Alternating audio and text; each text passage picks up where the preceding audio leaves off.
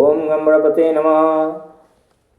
श्री गणेशाय नमः। श्री जानकी वल्लभो विजयते। श्री रामचरितमानस प्रथम सोपान बालकांड।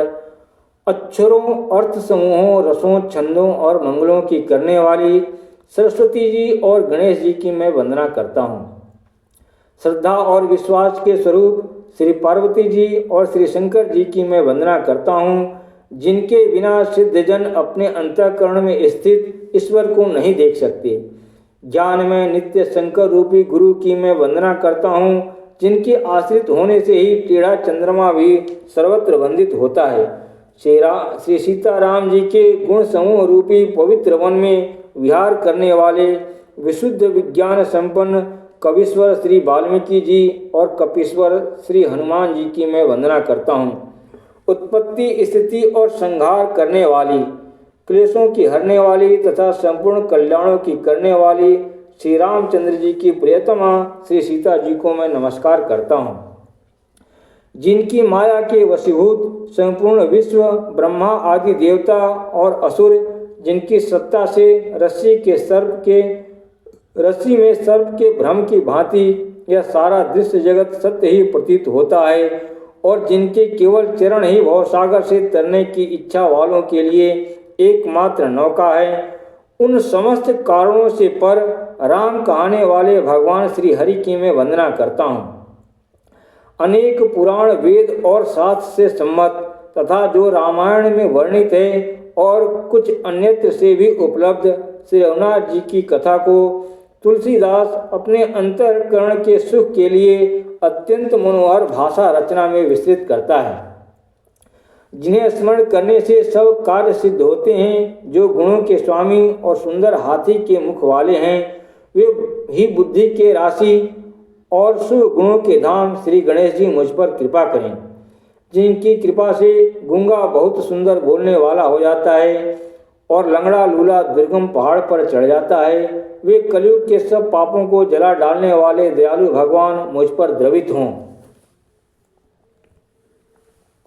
जो नील कमल के समान श्याम वर्ण हैं, पूर्ण खिले हुए लाल कमल के समान जिनके नेत्र हैं, और जो सदा क्षीर सागर पर शयन करते हैं, वे भगवान मेरे हृदय में निवास करें।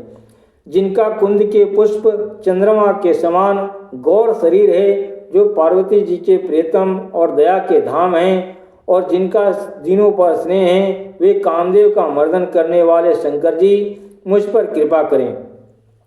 मैं उन गुरु महाराज के चरण कमल की वंदना करता हूँ, जो कृपा के समुद्र और नर रूप में श्री हरि हैं, और जिनके वचन महामोह रूपी घने अंधकार के नाश करने के लिए सूर्य किरणों के समूह हैं। मैं गुरु महाराज के चरण कमलों की रज की वंदना करता हूँ, जो सुरुचि, सुंदर स्वाद, सुगंध और अनुराग रूपी रस से पूर्ण है। वह अमर मूल संजीवनी जड़ी का सुंदर चूर्ण है, जो संपूर्ण भवरोगों के परिवार को नाश करने वाला है। वह रज सुकृति पूर्ण रूप पुरुष रूपी शिव जी के शरीर पर सुशोभित निर्मल विभूति है, और सुंदर कल्याण और आनंद की जननी है। भक्तों के मनोरूपी सुंदर दर्पण के मैल को दूर करने वाली और तिलक करने से गुणों के समूह को वश में करने वाली है। श्री गुरु महाराज के चरण नखों के ज्योति मणियों के प्रकाश के समान है, जिसके स्मरण करते ही हृदय में दिव्य दृष्टि उत्पन्न हो जाती है। वह प्रकाश अज्ञान रूपी अंधकार का नाश करने वाला है। वह जिसके हृदय में आ जाता है, उसके बड़े भाग्य हैं। उसके हृदय में आते ही हृदय के निर्मल नेत्र खुल जाते हैं और संसार रूपी रात्रि के दोष दुख मिट जाते हैं, एवं श्री रामचरित्र रूपी मणि और माणिक्य गुप्त और प्रगट जहाँ जो जिस खान में है सब दिखाई पड़ने लगते हैं। जैसे सिद्धांजन को नेत्रों में लगाकर साधक सिद्ध और सुजान पर्वतों, वनों और पृथ्वी के अंदर कौतुक से ही बहुत सी खाने देखते हैं।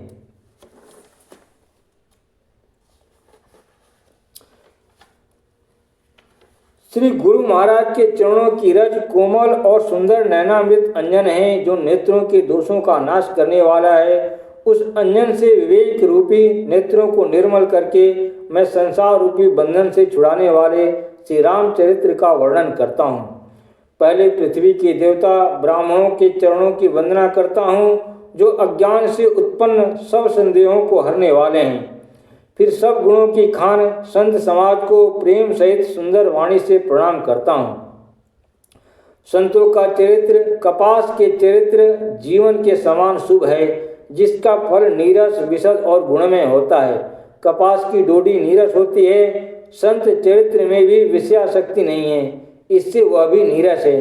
कपास उज्ज्वल होता है, संत का हृदय भी अज्ञान और पाप रूपी अंधकार से रहित होता है, इसलिए वह विशद है। और कपास के गुण तंतु होते हैं, इसी प्रकार संत का चरित्र भी सद्गुणों का भंडार होता है, इसलिए वह गुणमय है।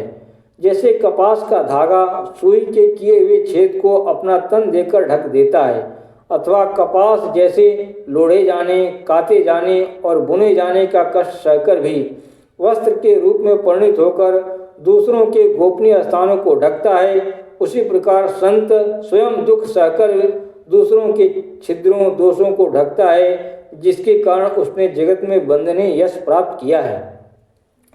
संतों का समाज आनंद और कल्याणमय है, जो जगत में चलता फिरता तीर्थराज प्रयाग है। जहाँ उस संत समाज रूपी प्रयागराज में राम भक्ति रूपी गंगा जी की धारा है और ब्रह्मा विचार का प्रचार सरस्वती जी हैं। विधि और निषेध, यह करो और यह न करो रूपी कर्मों की कथा कलयुग के पापों को हरने वाली सूर्य तनया यमुना जी हैं।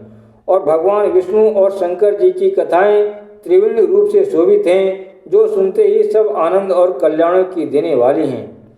उस संत समाज रूपी प्रयाग में अपने धर्म में जो अटल विश्वास है वह अक्षय वट है, और शुभ कर्म ही उस तीर्थराज समाज परिकर है।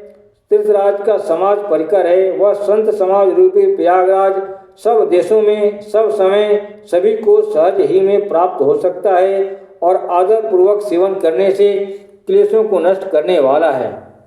वह तीर्थराज अलौकिक और अकथनीय है एवं तत्काल फल देने वाला है, उसका प्रभाव प्रत्यक्ष है।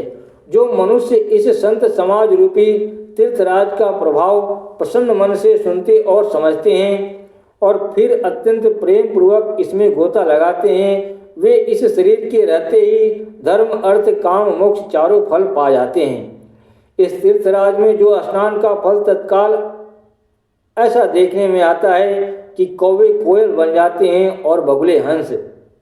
यह सुनकर कोई आश्चर्य न करे, क्योंकि सत्संग की महिमा छिपी नहीं है। वाल्मीकि जी, नारद जी और अगस्त जी ने अपने अपने मुखों से अपनी होनी जीवन का वृत्तांत कही है। जल में रहने वाले, जमीन पर चलने वाले और आकाश में विचरने वाले नाना प्रकार के जड़ चेतन जितने जीव इस जगत में हैं, उनमें से जिसने जिस समय जहाँ कहीं भी जिस किसी यत्न से बुद्धि, कीर्ति, सद्गति, विभूति और भलाई पाई है, सो सब सत्संग का ही प्रभाव समझना चाहिए। वेदों में और लोक में इनकी प्राप्ति का दूसरा कोई उपाय नहीं है।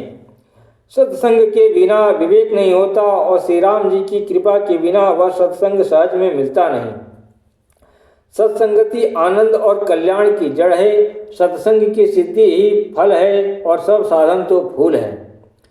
दुष्ट भी सत्संगति पाकर सुधर जाते हैं, जैसे पारस के स्पर्श से लोहा सुहावना हो जाता है, सुंदर सोना बन जाता है।